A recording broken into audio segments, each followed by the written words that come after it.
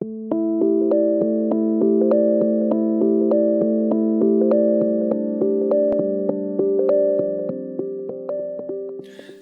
to the first of our 2016 Dean's Lectures.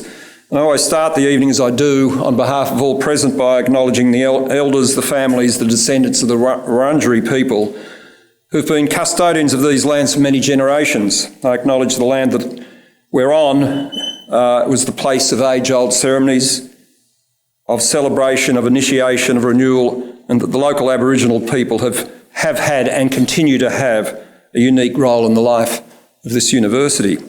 So it's with great pleasure that the graduate school runs these public lectures, and the Dean's Lecture Series is a wonderful opportunity to hear from many leading experts, and tonight is no exception.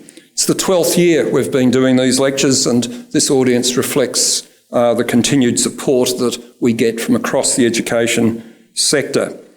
It's a special night indeed as we welcome not only our first lecture but Professor Peter Blatchford. Peter's a Professor in Psychology and Education at the University College London Institute of Education. The Institute of Education merged with UCL at the end of last year. He's previously been a head of School of Psychology and Human Development.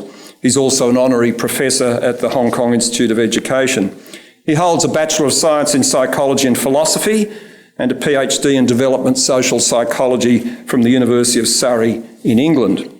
His main area of interest is social developmental processes in school settings, and that includes the effect of school contextual factors such as class grouping practices, collaborative group work, as well as pupil social relations and perspectives in school. He has directed a pioneering study on the educational effects of class size difference and pupil to adult ratios, and is currently the principal investigator of an international network project on class size and effective teaching. It has also co-directed a program of research on break times and recess in primary and secondary schools. The research provided valuable information on cuts in break time duration, supervision arrangements, and implications for pupil social relations. But tonight, the focus is about the large-scale 5-year research project which Peter directed on the deployment and impact of support staff in schools, and that's why you're here. This project was voted by the British Educational Research Association as one of the 40 landmark studies over the past 40 years. Peter, I'm very eager to hear your presentation and the results of the study, which I suspect will be quite relevant to some of the debates we have here in Australia. At the conclusion of Peter's lecture, I've asked Associate Professor Helen Cahill, my colleague, the Director of Learning and Teaching here at the Graduate School, to move a vote of thanks, and then I will follow that up with a closing of the evening. So will you all please welcome Peter to the front to explore how we maximise the impact of teaching aids in the school system. Peter?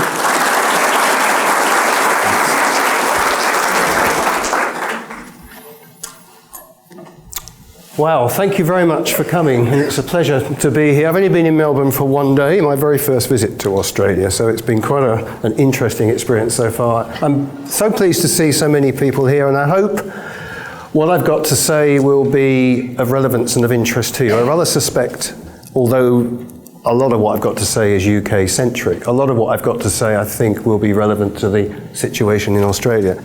I'm going to be taking you, in the time that I've got, on something of a journey for us. This is quite an unusual project, not the least because the research findings were really clear, which is one surprising thing for educational research, but they were also quite provocative.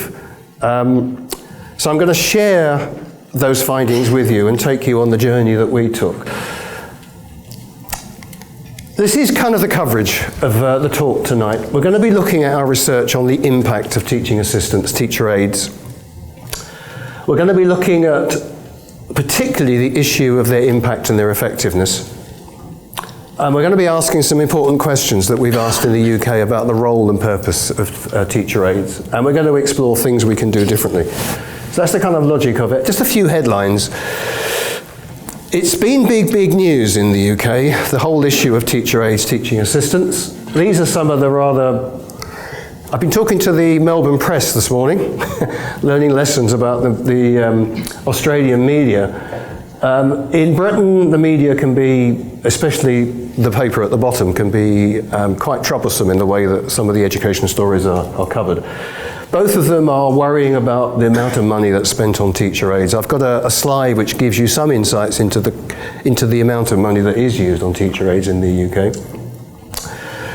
Interestingly, these kind of strident headlines took their departure from our research largely, but don't hold us responsible. Well, it's difficult to say that. In the UK, we have a body called the Education Endowment Foundation and the Sutton Trust, and they have produced a toolkit, a bit like John Hattie's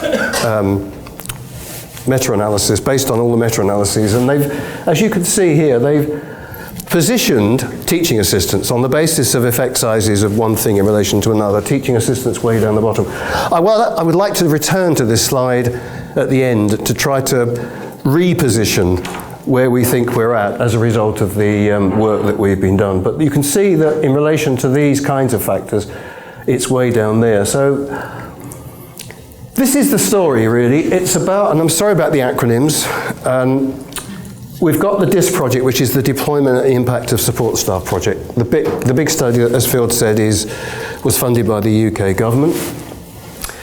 There's a more recent study that I'll say a few words about, which was about children with special educational needs, called the MAST study, Making the Statement project. And there was an action research project about which I'll say very little, actually, that followed these two, and then that led to, and there will be a bit of relentless plugging, by the way, as we go through this.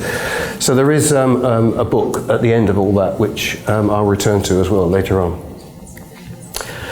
So these are the research projects that I'll be referring to, and I'm not going to spend any time on that, but lots of wonderful colleagues at the Institute who have been doing this work, and a few colleagues visiting from overseas. So they're the research projects that feed into this presentation. So a little bit of background. There's been a vast increase in the number of paraprofessionals, teaching assistants and other support staff in the UK. Threefold increase since the year 2000. Huge increase.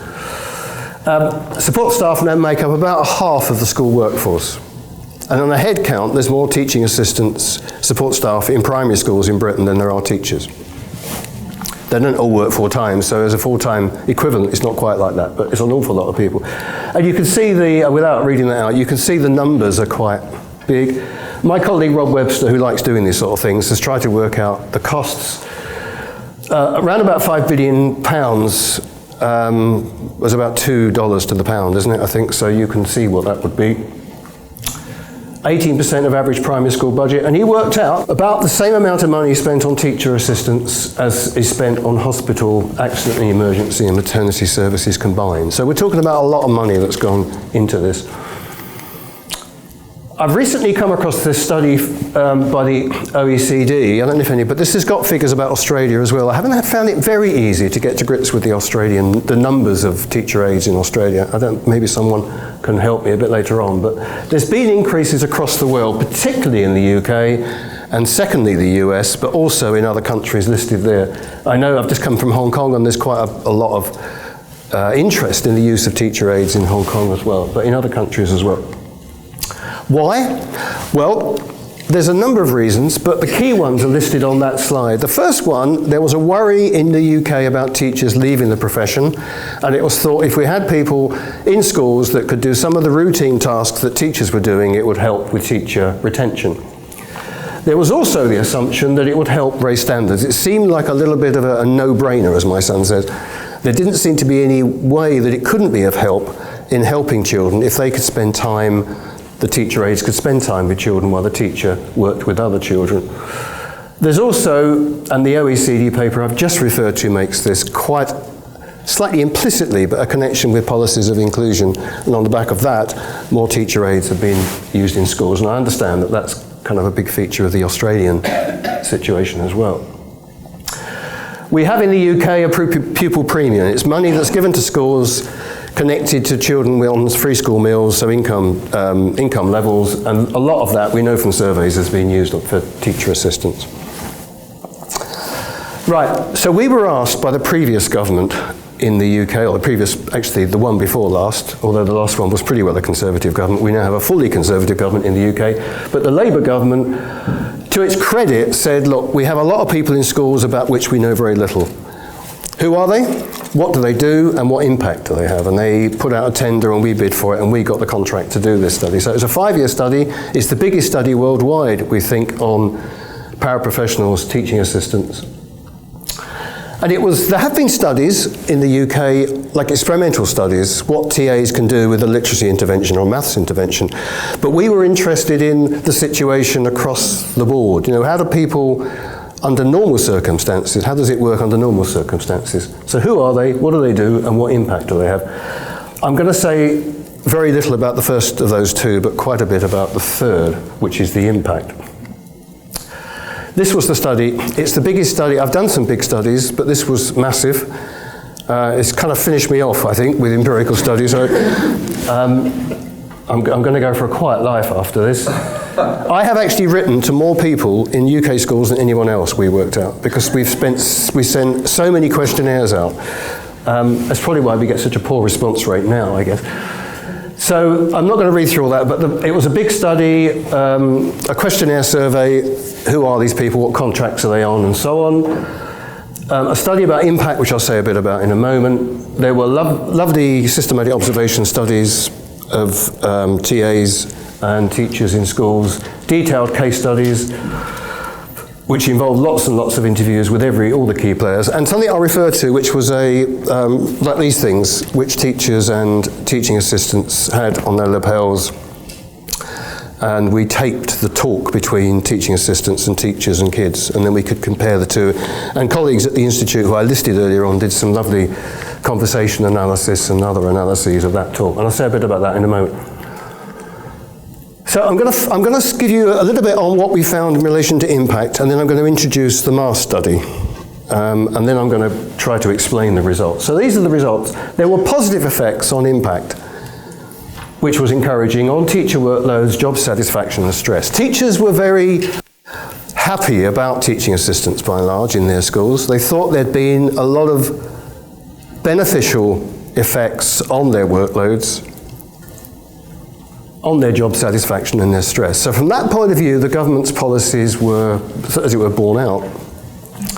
They also felt, and this is the no-brainer, that having someone else in the classroom, an extra pair of eyes, someone that could help the children who were struggling while I can teach the rest of the class, seemed like a really kind of good idea. Teachers thought there would be a positive impact on pupils' academic progress. So rather presumptuously, at the bottom it says, what's the reality? So what did we actually find when we looked at this more systematically? Two things. First of all, the amount of support, that was the key kind of predictive variable, the key independent variable. And we had a scale, so each pupil, all these 8,000 children, we had a measure of how much support they received from a teaching assistant on the one hand. There's two waves of this, we did it twice, and I'll say why in a moment. And then we had I'm not going to bore you with the details, and this is a minefield, but we had measures of the kids' academic progress attainment at the end of the year, at the beginning of the year. And we used, in the UK we could then use, we can't now, but we could use national curriculum sub-levels and levels. We've changed that now in the UK. So I'm not going to bore you, but we had measures of the kids' attainment at the beginning of the year, the end of the year in maths, English and science. So the logic of this, like a lot of non-experimental research in education, is to say, what's the connection between the amount of support children get and how well they do, controlling for the reasons why they would have had support in the first place, which is by and large their attainment levels and their level of SEN. So we're looking at the effect of the amount of support. What did we find? And we controlled for everything else that moved, it seemed. What did we find? Just briefly first, we did this right through primary schools and high school, secondary schools. So there were 7 age groups. So it's pretty comprehensive. And this summarizes the results. And we found something quite surprising and unexpected. We found quite a large negative effect. So we did this the first time, wave 1, and we found the more support a child got from a teaching assistant, the less progress they made, which went down like a lead balloon with the government. And it went down like there's a different kind of sort of feeling I had when these came out. So I was always expecting a mild positive relationship, which is what you tend to get with educational interventions. And so the government said, I think we might do this again. So we did, with a certain set of methodological refinements as well. And that was wave 2, and it was even clearer. So there appeared to be a clear result that we had to account for. So the rest of my talk really is to share with you where the explanation goes. How did we account for these troubling results, which cause me nightmares? You can see the flashy red thing there. The first thing I want to say, this is not the fault of teaching assistants. I mean, just to kind of plug it to start with, it's to do with the way that we've used teaching assistants that's the big problem. So I'm going to go through, I think, our explanation for this, which we spent a couple of years on actually, and we've written the book, which I'll show you later. So how do we account for that negative result? I think there's a salutary lesson from the UK, which I'll share with you. Well, this was the model that we developed on the basis of all the observation work, the case study work, the survey work, all the things we did to explain that strange result. And what I'm going to do is to go through particularly these 3 parts. The deployment of TAs, the practice, that means the talk in our use of it, between TAs and children and teachers and children, and how well prepared everyone is for this. But before I do that, I'm going to quickly introduce the MAS study. So we knew what it looked like from the TA's point of view, but what we didn't know was what it looked like from the children who were supported by TAs. So we had, the government by that time was not willing to fund any more research on this. It's a familiar story. And so we have in the UK, thankfully, some charitable trusts that are willing to, fund research. So the Nuffield Foundation funded this research. Pupils with the highest levels of SEN most affected by the current arrangements, that's what we looked at. So in short, we looked at a sample of children with special educational needs in year 5, which is 9 and 10-year-olds. And we followed each child for a week, so we had a very rich picture of the child's experiences. We found really an amazingly meagre set of research that had been done on just the empirical work that we thought would be needed. So that's why we did the Making a Statement study. We were interested in things quite prosaic, really, the locations the kids were in, who supported them, was it in the classroom, was it out of the classroom, how many interventions were they involved in, and so on. Fairly basic stuff, really. So we had 48 children with statements of SEN. These were the types of statement the children had. And we had a comparison group of children who were middle attaining children in the same classroom. So these were classrooms with children with SEN, but mainstream schools. And I'll just point out something to show you that using systematic observation has to be done with caution. But we had about 40,000 of these data points. So it was a massive amount of data. And there were other things that we did. So it was a multi-method study, but the heart of it were these systematic observations. Okay, so going back to where I was a moment ago, how do we account for these results, taking on board the findings from the DIS study and the MAS study? So the first one is the deployment. I remember going into a meeting with the government and they said, look, there isn't an issue here. TAs, teaching assistants, support the teacher. The teacher's the main kind of person. The TA is supplemental, which is kind of appropriate in terms of SEN legislation in the UK. But that's rubbish, basically. TAs were not, when we did the research, well, they were on occasions, but a lot of the time they were not supplemental to the teacher. You can see this is just a breakdown. We asked TAs every 20 minutes of 90 tasks to say what they were doing, and then we tallied that and worked it out across all the sample. And you can see that that's the average amount of time they were in the schools in a day, and that was the amount of time they were spent on direct learning support for pupils. It's difficult to see that that's not teaching the kids. So they were, on the basis of this relatively crude first analysis, teaching the children. We then went into our systematic observations. As I say, you should treat this methodology with some caution, but it has got the ability to give you very precise measures of how much time kids are doing various things. And you can see straight away here a fairly obvious trend. Some of this wasn't a great surprise, but it nailed it from an empirical point of view. So the teacher was spending most of her time, often her time in primary schools in Britain, with non-SEN children.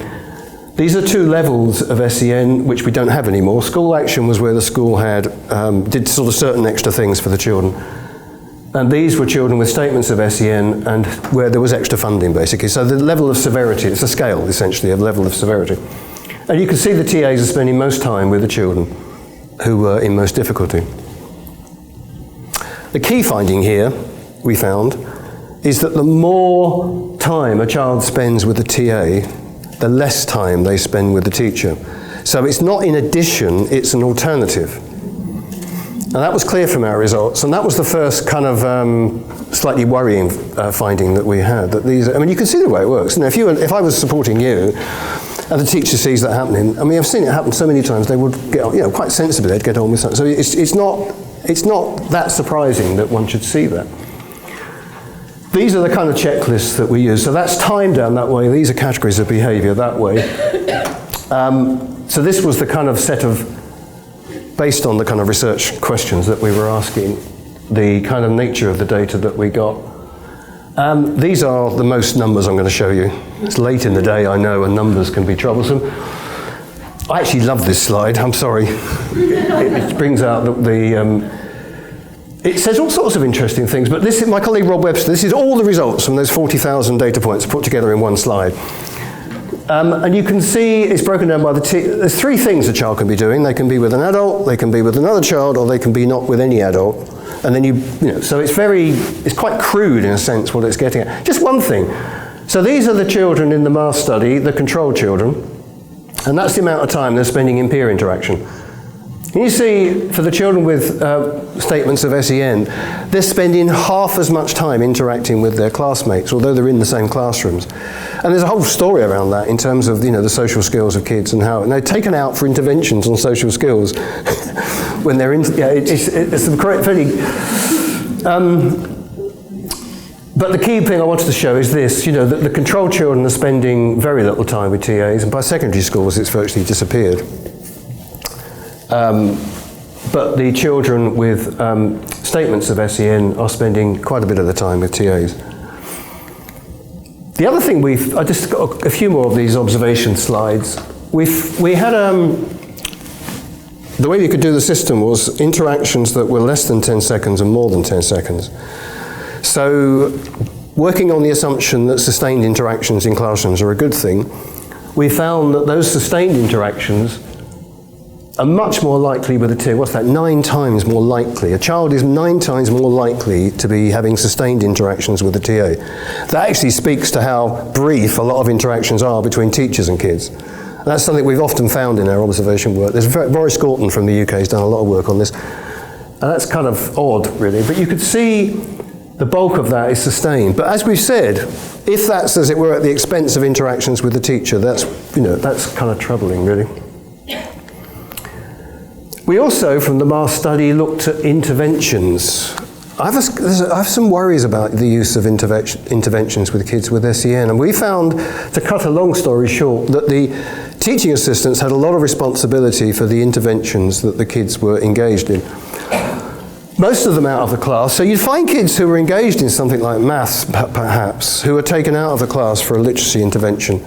So I think the evidence on interventions needs to be considered in the round. You know, what does it mean for the everyday curriculum experiences for children, as well as the academic outcomes of the intervention itself? So, apologies for that. In 34 of the 48 cases, the TA had a lot of responsibility for the delivery of interventions for the kids with SEN. Yeah, they'd often work out. I mean, a teacher might be nominally in control of it, but the TA would have a lot of responsibility. A high level of responsibility for pupils. So sometimes we'd go into a school and you'd say, can we talk about so-and-so? And the teacher would say, I think you better talk to the teaching assistant because they know that, they're the kind of expert. I don't know, that in a sense is illegal, I think, because I think the key responsibility for these things has to be with the teacher. What was one quote? He's in my classroom but not on my radar, I think it was one. There's a guy in the States called Michael Giangreco who's written a lot about this, and he uses the idea of the teacher as host.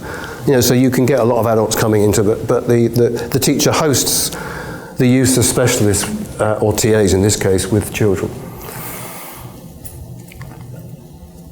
So this is the summary of this deployment issue. The TAs have a high level of responsibility for low attaining pupils with SEN. differentiating work. You know, if you've got 3 levels of differentiation in most classrooms, we're talking about the 4th level quite often, and it's the TA that's providing that quite a lot. It's alternative, not additional, and it can lead to the pupil being separated from their peers, as we've seen, the teacher, and also to an extent the curriculum. That was the deployment one. Thinking about the practice, I wish we hadn't used that word because it's quite ambiguous in all sorts of ways, but by practice we meant the nature of the talk between the adult and the pupils. The heart of the whole education endeavour in many ways. What did we find? Well, we found when we looked at the tapes, it was quite instructive that, and why would you expect anything different, by the way? Because TAs are usually without a degree. They're often, you know, as it were, the educational level comparison with teachers is not the same. They haven't got the subject knowledge, and they haven't got the pedagogical knowledge. Why would we expect the level of talk to be at the same level as a teacher? It's a slightly troubling thing to have entertained in the first place. So it's maybe no surprise we found that TAs tended to close the talk down rather than... A teacher implicitly often opens the talk out. Trying to get someone to understand a concept, you open it up for that child. So you're trying to get them to, you know, you don't have to be a Vygotsky to see the way to get them to think about what's going on. The TA, for understandable reasons, her job is to get that child through it. So they'd often help the child. They kind of, in a sense, complete the task quite often.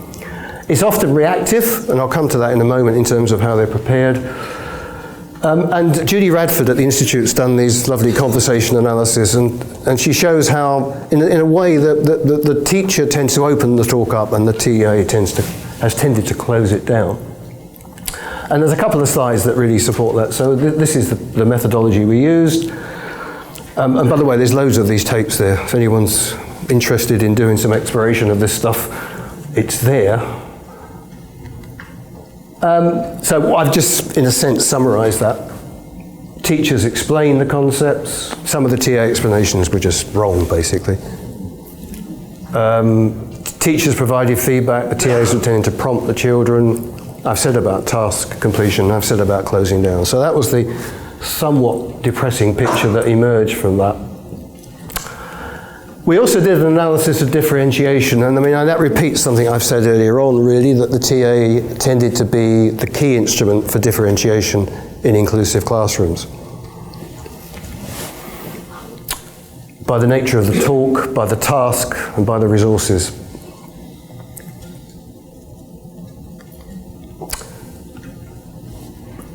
So, TAs tended to fill the gap left by teachers.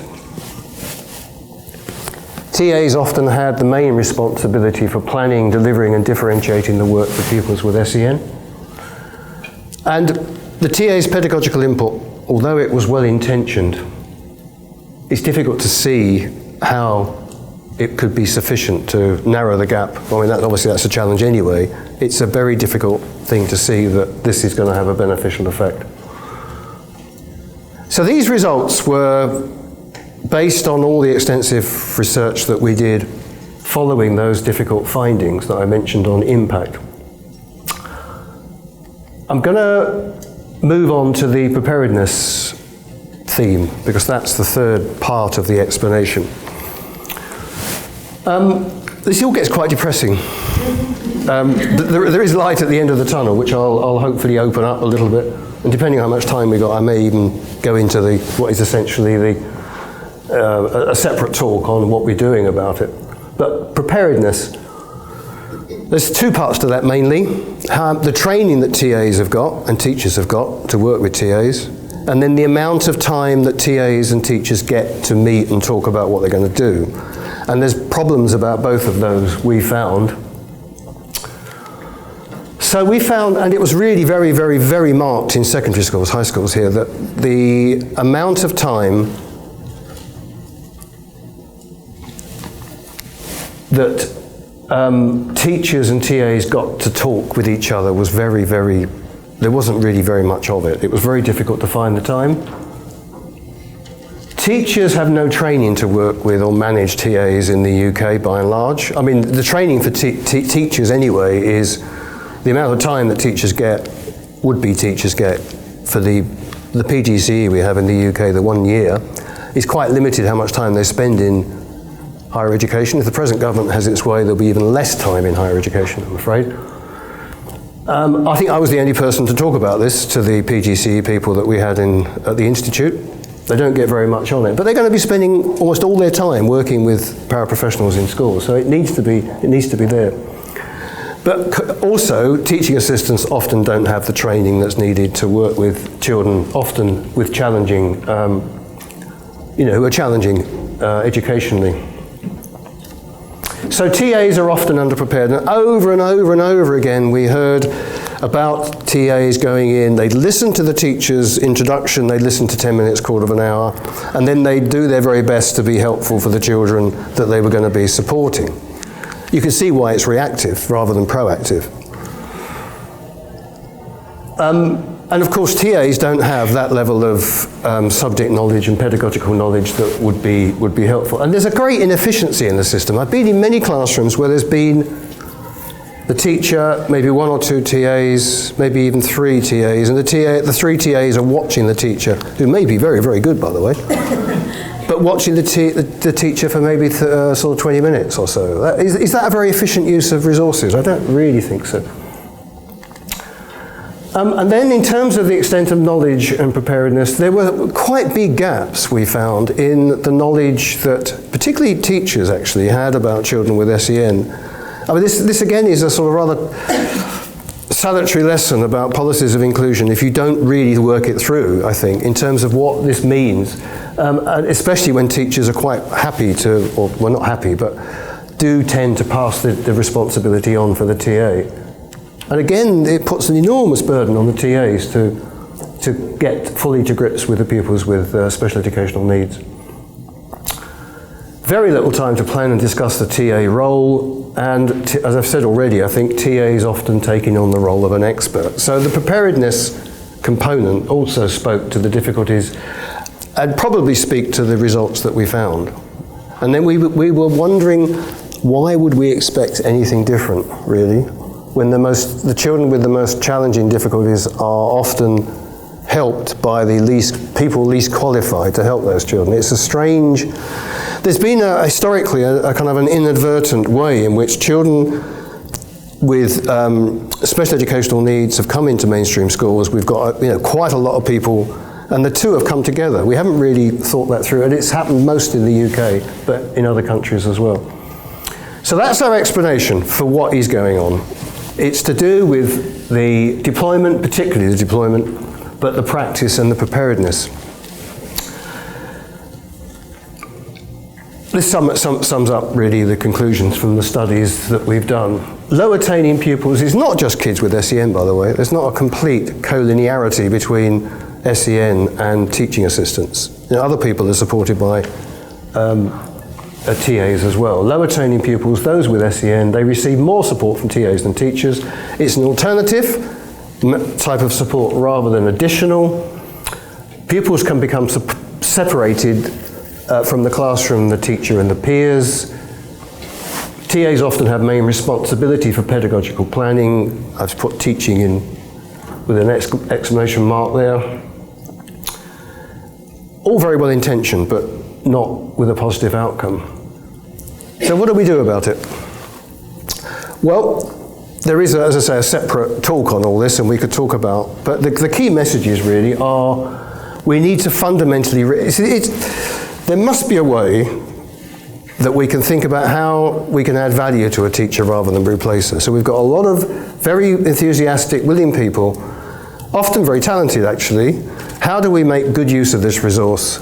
It can't be beyond the wit of mankind to do something about this. So we argue that we need to fundamentally rethink. We're not saying get rid of TAs, we're not saying that, but rethink it. So the few slides I've got remaining kind of speak to that. We need to think about deployment, practice and preparedness, and we need to think about it at 3 levels. We need to rethink the TA role, we need to rethink the teacher's role, and we need particularly to rethink the school's approach to this. In the early days after these findings, we worked with individual teachers In the UK, we have SENCOs, Special Educational Needs Coordinators. I don't know if you have similar. So each school's got a SENCO, and we work with SENCOs. It's a really bad way of doing professional development, because if the whole school doesn't buy into it, it becomes such a challenge for those people who can often work against the philosophy of the school, or whatever. So it becomes quite difficult. So the TA, we need to rethink the TA role. We need to, as I've said already, how do we add value to rather than replace the teacher? As I said to one of the journalists this morning, the routine support of low attaining pupils and children with SEN, if it hasn't been kind of developed as a school thing, is just simply wrong and should be stopped. That's kind of, we were quite tentative about that in the early days, but we're quite strident now. It should just not be happening. When a child with difficulties is supported by a TA, in a sense, to help with issues of inclusion and large class sizes, which is another issue.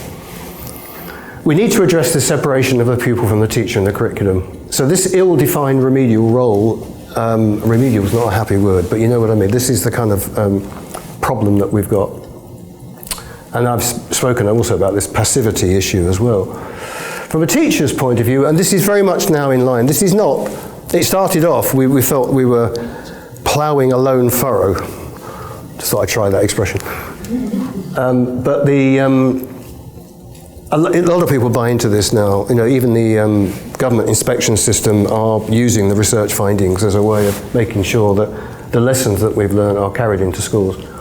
Teachers should have responsibility for all the kids and all the lesson curriculum planning. It should not be, as it were, handed over to anyone else. And we have to reduce the separation between teachers and pupils with SEN. And there's a couple of UK bodies that have a very similar kind of set of recommendations based on that. And then finally, from the school's point of view, and I think I've hinted at this really, it does require strong school leadership. So the more recent work we've done, we rather insist that the head teacher or someone in the senior management team comes to all the sessions with the teachers and the TAs for it to work, because if it doesn't happen, we've learned the hard way, it's not really going to be a happy situation within the school. We need to fundamentally rethink what we're going to do. It may be that we decide not to use teaching assistants in a pedagogical role, an instructional role at all. That's quite a defensible position. We're going to use them as, was kind of part of the original idea, to use them as a way of helping teachers with their workloads. There's nothing wrong with that, it's just a different way of doing it. But one needs to be clear, if you are going to use them in an instructional, pedagogical capacity, then you need to think through how you're going to do it. And our hope is that, and in fact, actually, I haven't actually looked at this recently because I found it so depressing, but if you go on the Toolkit website, I think they've already started to reposition where TAs are at, partly because the Education Endowment Foundation has funded a lot of intervention work with TAs with quite positive results. So the effect size is gradually creeping up, so I don't quite know where it is, but it's probably somewhere here. But that's where we think it could be. It could be a promising thing, but we have to take on board what we've been saying about it. So that's it, folks. There is another talk when I can go through the nitty-gritty, all the details of how we've advised schools about how they can use their teaching assistants more productively. But if I may, in a relentless effort to sell books, to match those of John Hattie, this is the book about the research findings. This is the book for schools. It's in the second edition now. It's sold pretty well in the UK, actually. So this is for schools to use, and there's all sorts of, I haven't got the time to do, but we did the action research project. So we worked through with schools, without extra funding, how can we develop strategies for reworking the use of TAs? So and more recently, I haven't been involved in this, but my colleagues have written a book for TAs. We always used to think it was difficult when TAs came to our talks, because although we're saying it's not your fault, it was a bit awkward, as you can imagine. So the key thing there is about how, without subject and pedagogical knowledge, a TA can talk to kids in such a way that they can help them educationally. That's quite a challenge. And colleagues, Paula Bosanquet and Julie Radford and Rob, my colleague Rob, have been working on that, and I think they've got some really neat ideas around, well, it's kind of got its origins in scaffolding theory, but they've developed it in a really nice way, I think. And they're doing, as we speak, they're probably going around, the UK and doing a lot of sessions with schools working on these two things. The Education Endowment Foundation is the main body in the UK now for giving research funding, and a summary of what I've just said, plus the work the EEF have done on targeted interventions using a teaching assistance, is in this, and you can get that free off, that's online. And then the final slide, which I was asked to give by Rob, there's lots of resources, so if anyone wants to get this, incidentally, I can certainly make the slides available. That's not a problem. So I can talk to yeah. They'll go up on the website. Yeah. Okay. Yeah. With the form. Okay. I'll put them in PDF form if I may first. Yes. Thank you. I think that's it, folks.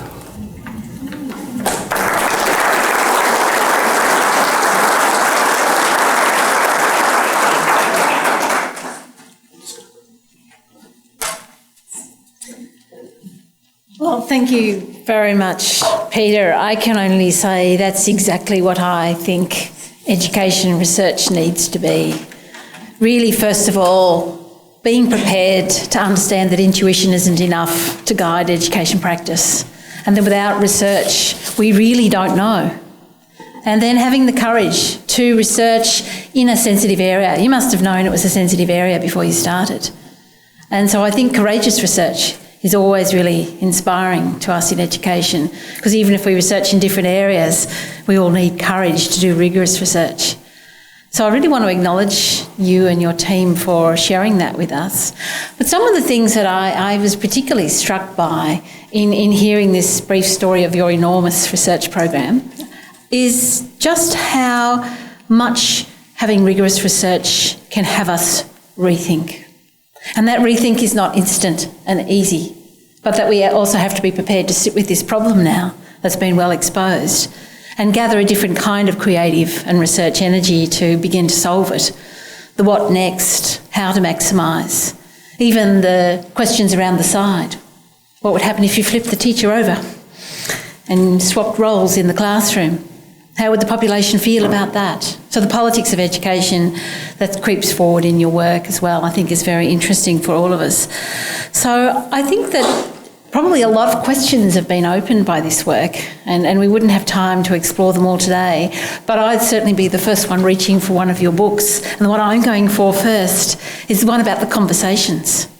Because I think if I'm reading a book about how to support a teacher assistant to have a great learning conversation with the child, then that book would be immediately relevant for parents as well. And also for teachers, and certainly for beginning teachers. So I really like the idea that, you know, you're coming already with a real effort to provide something useful exactly where it's needed. So I think in every level, you've actually brought us exactly what we like to honour in education research, which is that whole arc from courage to rigour to practice. So thank you very much on behalf of everyone.